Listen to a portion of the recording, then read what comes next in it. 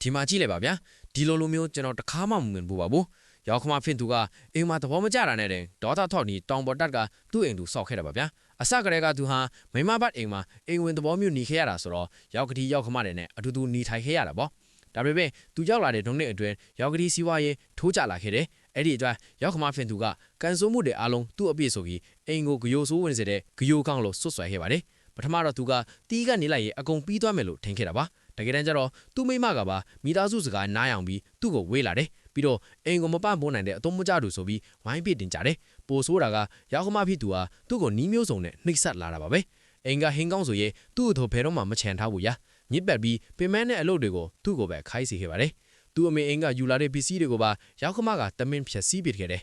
ယောခမရဲ့အပြုမူကိုကြည့်ပြီးရွာသားတွေကပါအတင်းပြောလာကြတယ်တချို့ကသူ့ကိုလူမှုရေးမသိတတ်ဘူးယောဂမကိုဖားတတ်ဘူးမသိဘူးဆိုပြီးပြောတယ်တချို့ကျတော့3နှစ်ကြာတဲ့အထိကလေးမရလို့သူ့ကိုအစွမ်းစမရှိဘူးလို့ပြောကြပါတယ်အဲ့ဒီအခြေအမြစ်မရှိတဲ့ကောလာဟာလာတွေဟာသူ့နှလုံးသားကိုအံ့နဲ့ထိုးသလိုနာကျင်စေတယ်အင်းုံကြီးကိုကယ်တင်ဖို့သူမိမနဲ့ညီနေဖို့ကြိုးစားခဲ့ဘူးပေမဲ့မိမthiếtသူရဲ့အေးဆက်စိန်ကားမှုတွေကသူ့ကိုလုံးဝစိတ်တကြပါစေခဲ့တယ်မေတ္တာမရှိတဲ့ဒီအိမ်တော်ကြီးကိုဆက်တွဲသားနည်းဖို့အတိတ်ပဲမရှိတော့ဘူးလို့သူနားလဲသွားတယ်ဒါကြောင့်ပြက်ပြက်သားသားကွာရှင်းခဲ့ပြီးဘာမှမယူပဲအိမ်ပေါ်ကဆင်းခဲ့ပါတယ်ပေမန်နွမ်းနယ်မှုနဲ့မျောလင်းချက်တွေပိုက်ပြီးတောင်တန်းတွေစီတယောက်တည်းထွက်လာခဲ့တယ်။အဲ့ဒီမှာသူ့ရဲ့ခန္ဓာနဲ့ဝိညာဉ်အတွက်အိမ်တစ်လုံးတိဆောက်ဖို့ပြင်ဆင်ခဲ့တာပါ။အခုသူဆောက်ခဲ့တဲ့အိမ်လေးကိုကျွန်တော်တို့အတူတူကြည့်လိုက်ရအောင်ဗျာ။အစုံထိကြည့်ပြီးသွားရင်သူ့ရဲ့ဆောက်လုပ်ရေးစွမ်းရည်ကိုခင်ဗျားတို့တေချာပေါက်အံ့ဩသွားမှာပါ။ဒီတောင်ပေါ်မှာတပ်ပင်တွေခုတ်မြေတွေရှင်းပြီးအုတ်မေကဆောက်လို့သူကိုယ်တိုင်ချခဲ့တာပါ။အိမ်ဆောက်ပစ္စည်းတွေကိုလည်းတဘာဝကရတဲ့ဝါးတွေတစ်သားတွေနဲ့ပဲပုံဖော်တိဆောက်ခဲ့တယ်။သူ့ရဲ့စိတ်ရှည်တီးခံမှုနဲ့လက်မှုပညာတွေက